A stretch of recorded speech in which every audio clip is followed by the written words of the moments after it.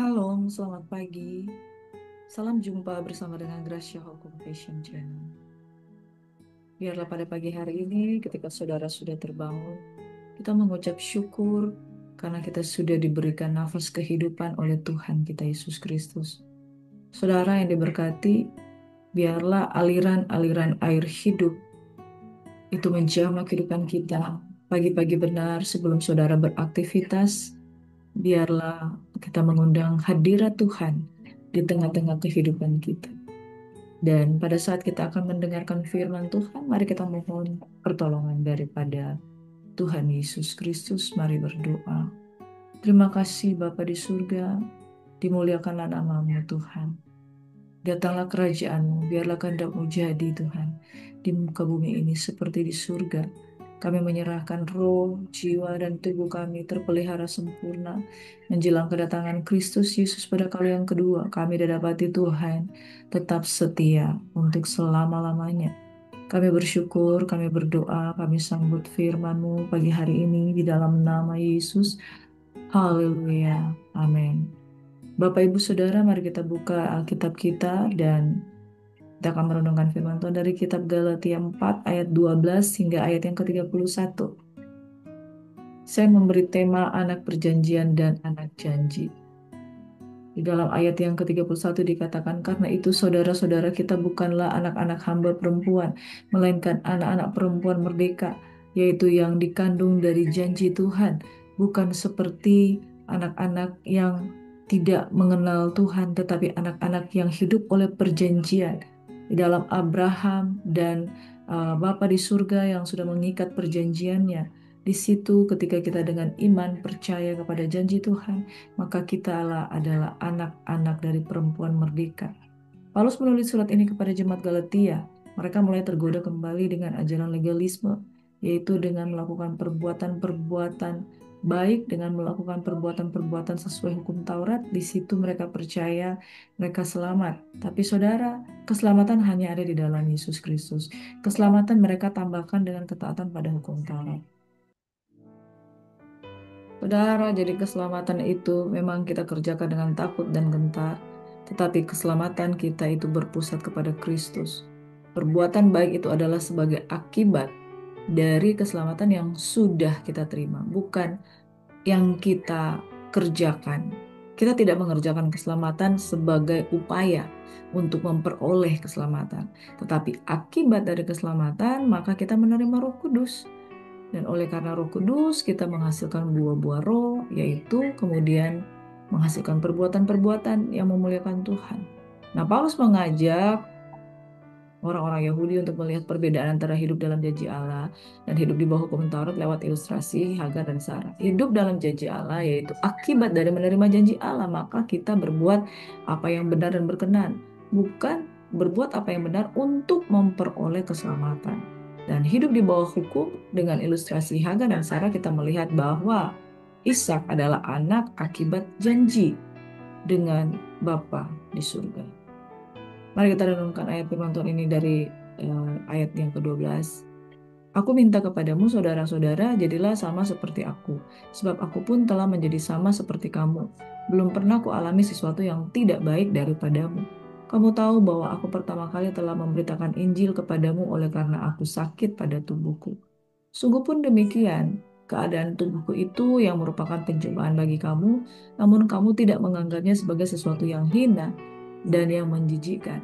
Tetapi kamu telah menyambut aku sama seperti menyambut seorang malaikat Allah, melainkan malahan sama seperti menyambut Kristus Yesus sendiri. Betapa bahagianya kamu pada waktu itu.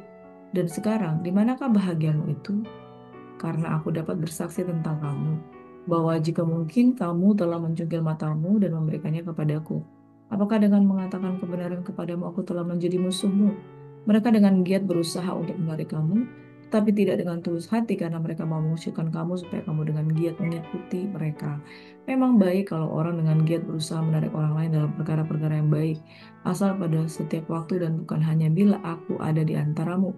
Hai anak-anakku, karena kamu aku menderita sakit bersalin lagi sampai rupa Kristus menjadi nyata di dalam kamu. Betapa rinduku untuk berada di antara kamu pada saat ini dan dapat berbicara dengan suara yang lain karena aku telah habis akal menghadapi kamu. Selanjutnya dalam Galatia 4 ayat 21 hingga 31. Katakanlah kepadaku, hai kamu yang mau hidup di bawah hukum Taurat. Tidakkah kamu mendengarkan hukum Taurat? Bukankah ada tertulis bahwa Abraham mempunyai dua anak, seorang dari perempuan yang menjadi hambanya dan seorang dari perempuan yang merdeka. Tetapi anak dari perempuan yang menjadi hambanya itu diperanakkan menurut daging, dan anak dari perempuan yang merdeka itu oleh karena janji. Ini adalah suatu kiasan, sebab kedua perempuan itu adalah dua ketentuan Allah, yang satu berasal dari Gunung Sinai dan melahirkan anak-anak perhambaan, yaitu Hagar. Itulah Hagar. Hagar ialah Gunung Sinai di tanah Arab, dan ia sama dengan Yerusalem yang sekarang, karena ia hidup dalam perhambaan dengan anak-anaknya. Tetapi Yerusalem surgawi adalah perempuan yang merdeka, dan ialah ibu kita, karena ada tertulis, bersukacitalah hai si mandul yang tidak pernah melahirkan. Bergembira dan bersorak-sorailah hai engkau yang tidak pernah menderita sakit bersalin. Sebab yang ditinggalkan suaminya akan mempunyai lebih banyak anak daripada yang bersuami. Dan kamu, hai saudara-saudara, kamu sama seperti Ishak adalah anak-anak janji. Tetapi seperti dahulu dia yang diperanakan menurut daging, menganiaya yang diperanakan menurut roh. Demikian juga sekarang ini. Tetapi apa kata nas kitab suci? Usirlah hamba perempuan itu beserta anaknya, sebab anak hamba perempuan itu tidak akan mendapat ahli waris bersama-sama dengan anak perempuan merdeka itu. Karena itu saudara-saudara, kita bukanlah anak-anak hamba perempuan, melainkan anak-anak perempuan merdeka. Demikianlah firman Tuhan. Nah, yang pertama saudara, kita melihat dari ayat 12 hingga ayat 16 tentang pelayanan Paulus dengan kasih yang tulus. Paulus mengingatkan jemaat bahwa dulu mereka menerimanya dengan sukacita, bahkan saat dalam keadaan lemah secara fisik. Tetapi bukan berarti dia kompromi. Ketika mereka ada sesuatu hal yang perlu diluruskan, maka ia menegur mereka demi kebaikan, demi kebenaran. Nah, di situ ada terjadi satu gap. Nah, saudara, kadangkala memang ketika kita dalam melayani Tuhan, jemaat menyukai kita, tetapi pada waktu teguran itu datang, seolah-olah dalam satu hubungan itu ada jarak. Namun, saudara, pelayan Tuhan itu harus siap berkata benar, siap atau tidak siap, baik atau tidak baik waktunya, menegur untuk kebaikan, sebab kasih yang nyata itu adalah merupakan satu sikap yang apa adanya. Teguran yang nyata kan lebih baik daripada kasih yang tersembunyi. Karena teguran itu adalah kasih. Pelayan Tuhan harus siap berkata benar walaupun itu tidak populer, dan jemaat harus belajar menerima kebenaran walau kadang terasa menyakitkan. Tapi kadangkala dari teguran itu hubungan menjadi renggang. Nah, di sini Paulus katakan dia tulus. Dia memperingatkan mereka dengan tulus. Mungkin dengan perkataan yang dianggap keras, kasar, membuat hubungan mereka menjadi berubah, tapi dia mengingatkan bahwa teguran itu adalah untuk kebaikan. Yang kedua yang kita pelajari dari renungan firman Tuhan ini yaitu perbedaan Hagar dan Sarah. Di mana Hagar, hamba perempuan yang melahirkan Ismail menurut daging, itu merupakan upaya-upaya manusia. Waktu itu Abraham mendekati Hagar oleh karena mereka berpikir janji Tuhan itu seolah-olah tidak akan terlaksana. Tetapi dengan tegas Tuhan mengatakan bahwa akan ada Ishak menurut janji dari seorang istri yang bernama Sarah. Dan melalui Sarah lah Ishak itu akan lahir. Nah, itu pekerjaan Allah, bukan perbuatan manusia. Paulus menegaskan bahwa mereka yang mau hidup di bawah Taurat sama seperti anak hamba terikat dan tidak bebas. Tetapi keselamatan bukan hasil usaha kita memenuhi hukum, melainkan anugerah Allah melalui iman. Jadi keselamatan itu bukan hasil perbuatan manusia, tetapi keselamatan itu akibat janji Tuhan. Dan ketika janji Tuhan itu tergenapi, maka segala sesuatu merupakan anugerah. Itulah perbedaan Hagar dan Sarah. Yang ketiga, kita dipanggil untuk menjadi orang yang percaya sebagai anak-anak perjanjian sama seperti Ishak.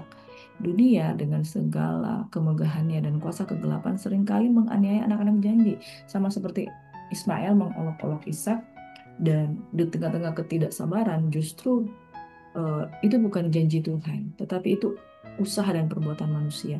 Di dalam Kejadian 21 ayat 10 dikatakan, usirlah hamba perempuan itu beserta anaknya. Artinya kita tidak boleh kompromi antara anugerah dan perbudakan hukum. Di sini pesan Tuhan adalah kita dipanggil untuk meninggalkan pola pikir lama yang mengandalkan kekuatan sendiri dan hidup sepenuhnya dengan kebebasan yang Kristus berikan. Saudara, tidak mudah berpegang kepada janji Tuhan. Mungkin ketika kita berpegang pada janji Tuhan, kita akan diuji seperti Sarah dan Abraham diuji. Waktu mereka menantikan janji Tuhan, mereka melihat 25 tahun mereka menantikan janji Tuhan. Yang berikutnya, saudara, tubuh mereka sudah menjadi tua. Dan yang berikutnya lagi, saudara, bahwa seolah-olah janji Tuhan itu dapat digenapi dengan cara-cara manusia. Nah, ini penting, saudara. Bagaimana lama menantikan janji Tuhan, lalu kemudian mereka memikirkan alternatif, ini godaan, saudara. Orang yang mendua hati tidak akan mendapatkan apa-apa. Orang yang berpikir dengan jalannya sendiri tidak akan mendapatkan jalannya dari Tuhan. Makanya ketika kita menantikan janji Tuhan, kita harus sabar untuk tidak mendahului Tuhan. Hagar adalah bukti bahwa Sarah dan Abraham pernah gagal, mereka mendahului rencana Tuhan dengan melakukan seperti apa yang mereka mampu menurut kacamata manusia. Tapi di sini kita belajar untuk menjadi anak-anak perjanjian, sabar, nantikan Tuhan. Dan ketahuilah bahwa janji Tuhan pasti digenapi. Amin. Nah, saudara, mari kita berpegang pada Injil yang murni. Jangan biarkan ada tradisi aturan buatan manusia itu yang menjadi pengganti kasih karunia Tuhan. Yang kedua, hidup dalam kebebasan yang bertanggung jawab. Orang yang sudah selamat, orang yang sudah menerima keselamatan bukan berarti hidup seenaknya. Kebebasan dalam Kristus bukan alasan untuk hidup seenaknya, sembarangan, tapi hidup dalam takut akan Tuhan untuk melayani dengan kasih. Yang ketiga, jaga hati dari legalisme aturan-aturan. Perhatikan motivasi kita, apakah untuk pembuktian diri atau karena semata-mata anugerah Tuhan. Nah, saudaraku yang diberkati, kita adalah anak-anak yang hidup dalam janji, bukan diperbudak oleh hukum, tetapi akibat dari janji dan anugerah Tuhan, kita tidak melanggar hukum. Ya, ada satu perbedaan bahwa kita melakukan dengan perbuatan manusia dan dengan anugerah Tuhan. Anugerah Tuhan justru memampukan kita untuk hidup benar dan tidak terlibat dengan persoalan-persoalan hukum. Saudara, mari kita nikmati kebebasan yang Kristus berikan. Pakailah kebebasan itu untuk mengasihi dan melayani Tuhan. Amin. Tuhan memberkati. Mari kita dalam doa. Bapa, biarlah perenungan pada pagi hari ini, ketika kami di dalam perjalanan iman kami mungkin seperti Paulus yang mengasihi jemaat Tuhan, tetapi ada waktunya mereka ditegur, ada waktunya mereka diperingatkan.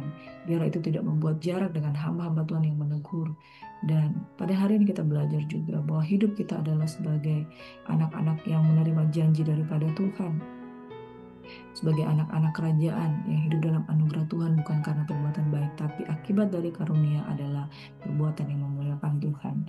Dalam nama Yesus Tuhan. Bapa, kami berdoa kiranya kasih karunia damai sejahtera dalam Tuhan Yesus Kristus menyertai kehidupan kita. Pikiran kita semakin dibaharui, kita adalah orang-orang yang dibebaskan, orang-orang yang terlepas, orang-orang yang mengalami Injil bukan karena kuat dan gagah kami, tapi karena pertolongan daripada Roh Kudus. Kami menyerahkan kehidupan kami, biarlah kasih karunia dalam nama Bapa, Putra, dan Roh Kudus, berkat-berkat dari Yesus Kristus Tuhan membuat kami penuh dengan roh, dan akibat dari keselamatan yang sudah kami terima, anugerah karunia yang sudah kita terima, kami melakukan perbuatan-perbuatan yang memuliakan Tuhan. Kami selamat bukan karena perbuatan baik, tapi akibat keselamatan kami dapat berbuat baik dan menyenangkan hati Tuhan. Demi nama Yesus Tuhan, kami berdoa mengucap syukur. Amin. Shalom, selamat beraktivitas dan God bless you. Selamat pagi.